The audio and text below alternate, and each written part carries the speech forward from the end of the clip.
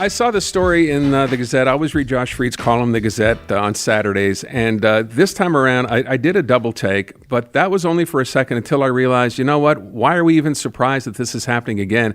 Bill 96 this time having an effect. And I think it's important for us to remember, we talked about Bill 96 originally and how it might affect health services and a variety of different things. And we forgot to talk a whole lot about one of the changes in it, which is the fact that it used to be businesses that had more than 50 employees were subject to OQLF rules. But that changed when Bill 96 was introduced to now businesses that have as few as 25 employees.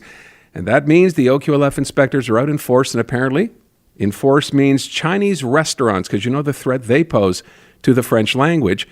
Josh Fried is on the line. Josh, thanks for taking the time this afternoon.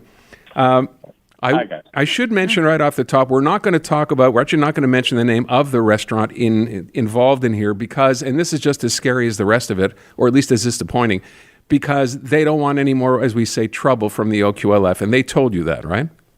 Yeah, they were visited, they were given a headache we can talk about, and they don't want more headaches. And inspectors can come by anytime they want, and if you miss them, they might visit again. That's how bureaucracy works, right? So let's discuss what happened in this particular case. One of your favorite Chinese places, you walk in, and what's the deal? I walk in, and we see the all-Chinese character signs that have been on those walls forever, just Chinese letters advertising certain specialties for Chinese customers. They're gone.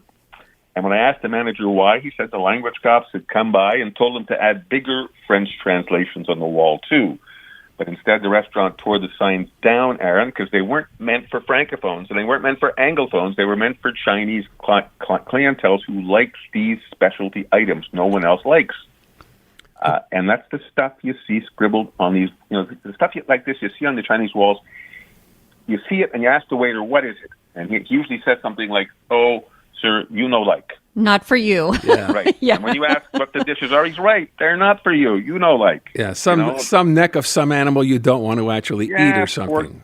Pork neck, jellyfish. He said fish bladder. I'm sure you and Natasha eat fish bladder for dinner every night. Right, guys? So you bring this up, and the sad part about this is, and I guess it's easy for us to say we're not in that business, is they give in because they do want to avoid any future trouble, any more hassles.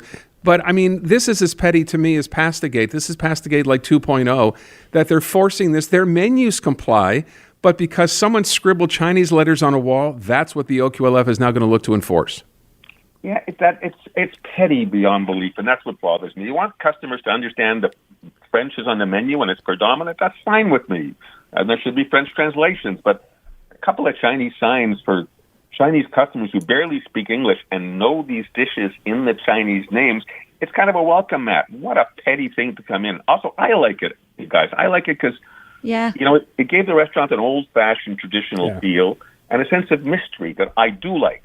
I don't have to understand everywhere I go. I'm sure many Francophones feel the same way as me. It's nice to see something exotic and mysterious sometimes, even if it's just, fish bladder.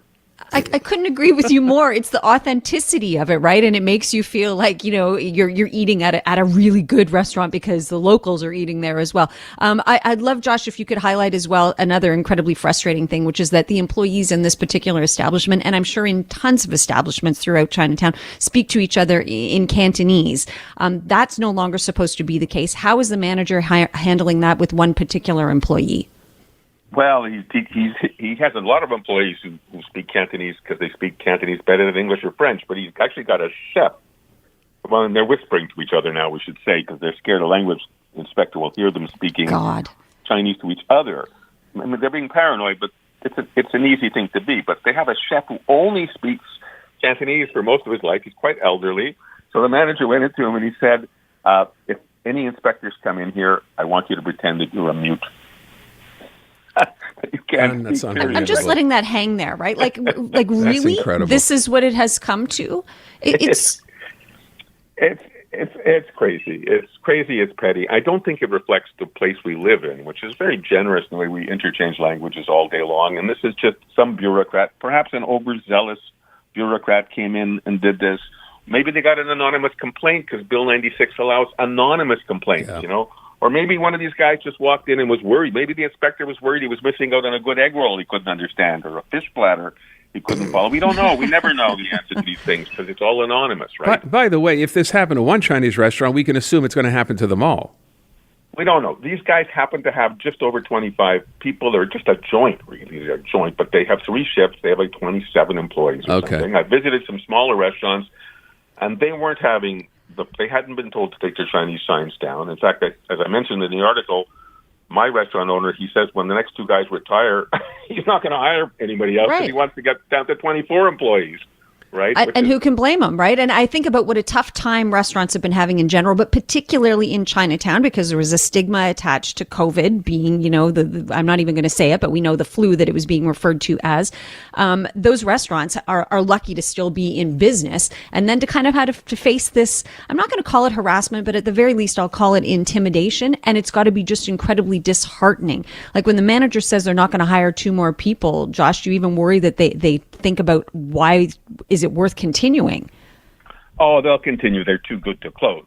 But they may not have 25 employees anymore. They may have a couple of tables less. But it creates needless fear. You're trying to support French, but French is not endangered by some handwritten Chinese signs in a restaurant. This is lunacy, in a way. And it's petty, and it gets on my nerves. And to be fair, I have to be honest that the sign question always applied under Bill 101. Even under 25 employees. But nobody bothered Chinese signs before. They left them alone. Now you got Bill 96. It's encouraging, anonymous complaints. It's encouraging more zeal.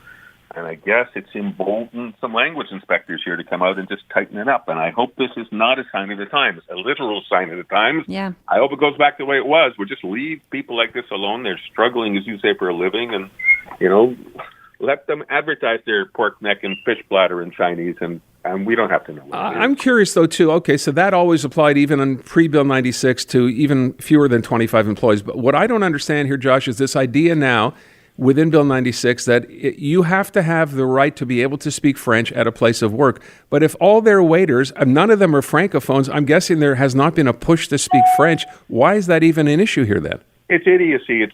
You want them to speak French to their customers, and they do. And they do all their corporate advertising in French. But the 25 Chinese people, to even suggest to them they should all be speaking in French to each other is craziness. They're Chinese. They speak Cantonese. That's their language. I mean, I don't even think the inspector thought this through. He just said to them, "You are speaking in French, right?" And the owner actually just lied. He said, "Oh, yes, we all speak French." That's ridiculous. That's why he went back and told the chef to pretend he was mute. What about the arch? It's a Monty Python skit. It is. It really is. It is that absurd. It is absolutely that absurd. Now, what about the archway, the gateway that to enter Chinatown, because it's all written in Chinese? Yeah, that's what my manager told the inspector. He said, "Go look at the gate, the big archway the city gave us to welcome people to Chinatown. It's all in Chinese. Why don't you go have them change that instead?" So maybe the language inspectors can go study the archway and see if they can translate it into French 3 times as large, saying "Welcome to Chinatown." I don't know. You have to wonder. You have to wonder. At least there's some. I'm sure you got some interesting comments, and I know people comment on your stuff on a regular basis. Anything that stood out to you? Nah, I mean, hundreds of people telling me stories, and I guess hundreds sending me stories about their own difficulties, some big, some small with the law, their own frustrations. And everybody wanting to know the name of the Chinese restaurant that I will not tell you because I want to go back because I like it, and I'm not going to reveal who they are. It's the only secret I still have in life, I understand. We're certainly not going to ask you. Thank you for, by the way, telling that in private, so we won't repeat it here on the air, of course. We very much appreciate that. Some chance. to the grave, guy. All right, fine. Hey, listen, I just want to ask one last thing. I was going to ask, you think the public backlash to this, it will make anyone in the government side to sit up and go, you know what? As much as they might have been embarrassed during Pass the Gate, this seems just as embarrassing and just as petty, and that it'll make any difference at all? I don't know if they are if this government is as easily embarrassed as past ones. I just don't know if they care about the international image as much. I hope so. I mean, it's not like, I don't think they ordered these guys to go out and crack down on Chinese fish bladder menus. I think this is, you create a bureaucracy and some bureaucrats become overzealous, and hopefully somebody in the language department will say, guys, ease up. We're not at war against Chinese restaurant signs. We're trying to make sure French is visible everywhere in Quebec.